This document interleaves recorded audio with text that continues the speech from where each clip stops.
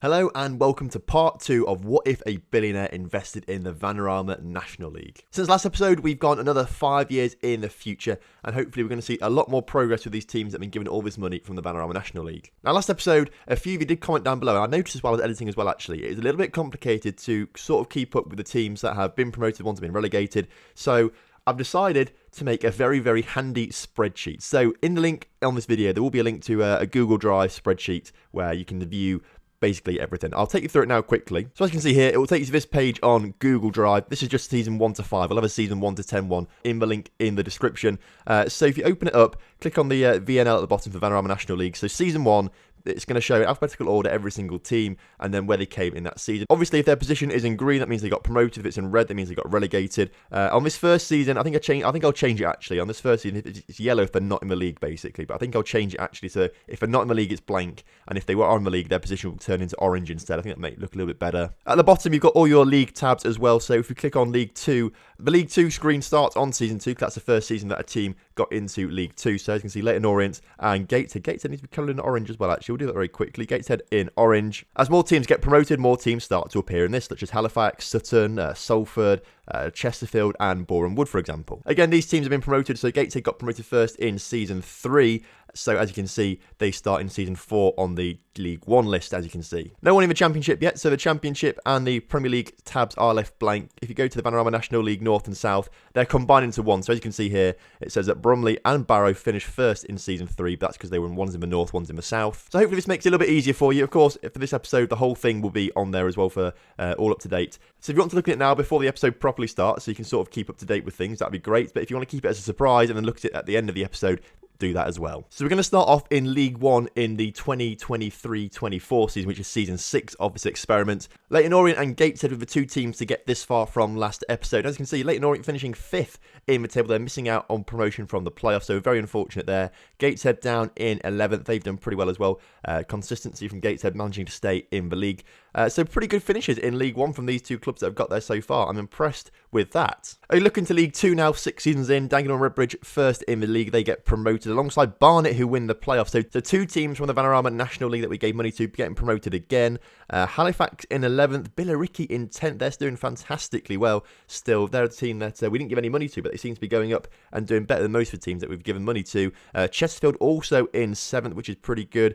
Salford, as you can see, relegated again for a second season in a row. If you remember last time, they were relegated from League 1 at the very end of last episode. So 2 relegations in a row for Salford is not looking good. Sutton and Boreham Wood also, they're sitting pretty mid-table. So a good season, I've got to say, from the teams that we've been promoted to League 2 so far, with 2 of them getting promoted. That's really good news. In the National League then, Wrexham and Solihull Moors are the teams getting promoted. Wrexham finishing on 109 points. I think that could be a record for points total there from Wrexham, so well done to them. Macclesfield, Port Vale, Dartford and Stockport, the teams getting relegated. So none of the teams that we give money to have been relegated this season. That's the first season that's happened where we've given, the teams that we've given money to, none of them have been relegated at all. And in fact, looking at the table, the top 10, top 11 actually, all the top 11 teams there are teams that we give money to. Everyone else below that, I think, apart from Maidstone, we haven't given any money to. So you can start to see actually that the teams that we've given money to are just sort of waiting for their turn to get promoted now, I think. I think that's going to be the case for the next few seasons.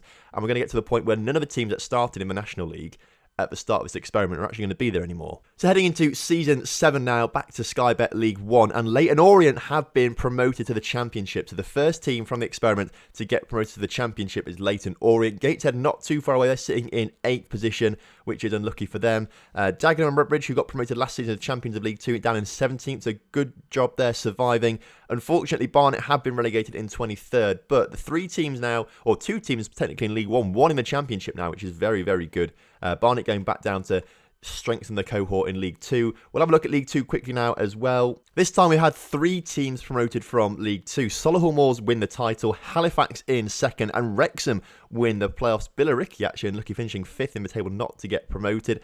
Chesterfield in 9th, Boreham Wood in 12th.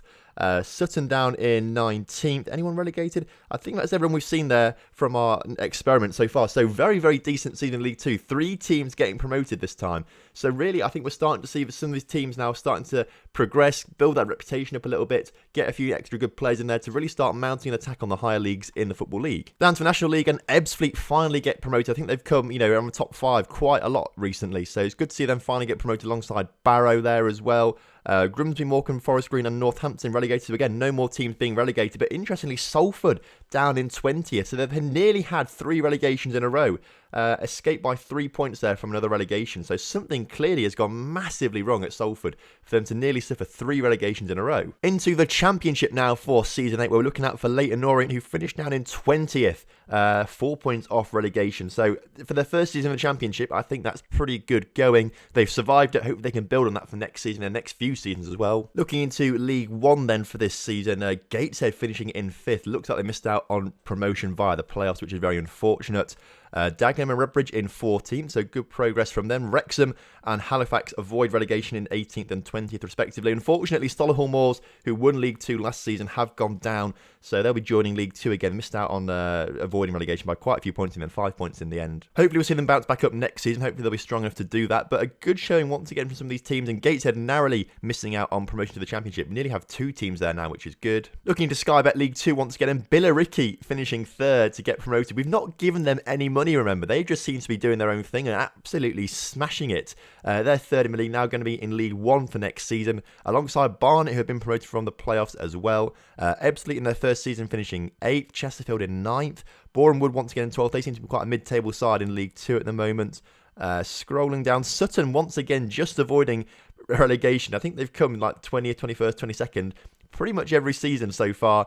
Barrow also in 20th as well. So teams still surviving. I don't think we've had any relegations apart from Salford back into the National League, which is good. And finally for this season, looking into the Vanarama National League, Hartlepool and Harrogate are the sides getting promoted this season. Wycombe, Telford, Nuneaton and Hemel Hempstead going down again. So again, no more teams that we're giving money to are going down. They seem to be doing all right for themselves. Salford have recovered up to 11th. Hopefully we'll see them bounce back up again in the next few seasons. It's very disappointing when you see a team drop so quickly like Salford have done. Season 9 now in the Championship, and we're looking out for Leyton Orient, who are in 21st this time, just missing out, or just avoiding relegation rather, on goal difference. And Gateshead, they got promoted as well, didn't they? Where are Gateshead? Or have Gateshead not been promoted yet? Have I just made that up completely? I feel like Gateshead may have not been promoted yet. So we're just looking out for Leyton Orient then. They finished in 21st, which is good going.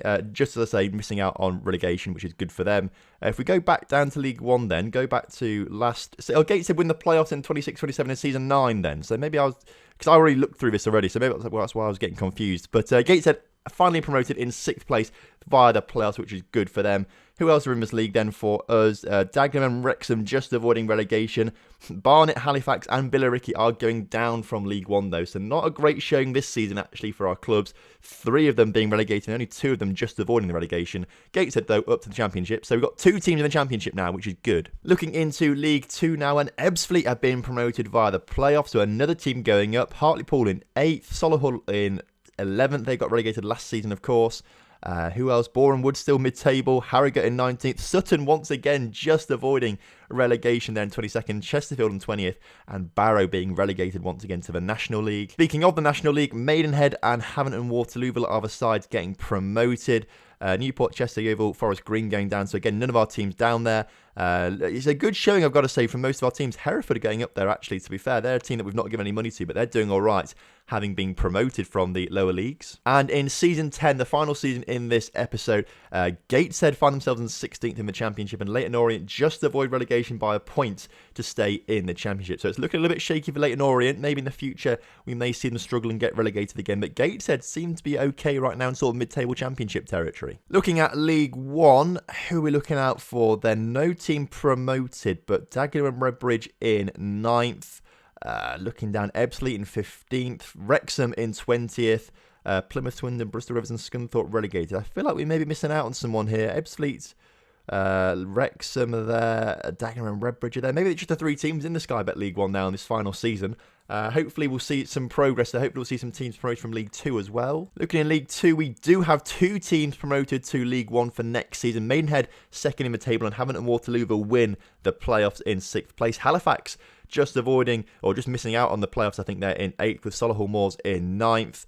Barnet in 14th. Boreham Wood once again mid-table in 15th. Sutton with probably the highest finish, I think, in 16th. Harrogate in 17th.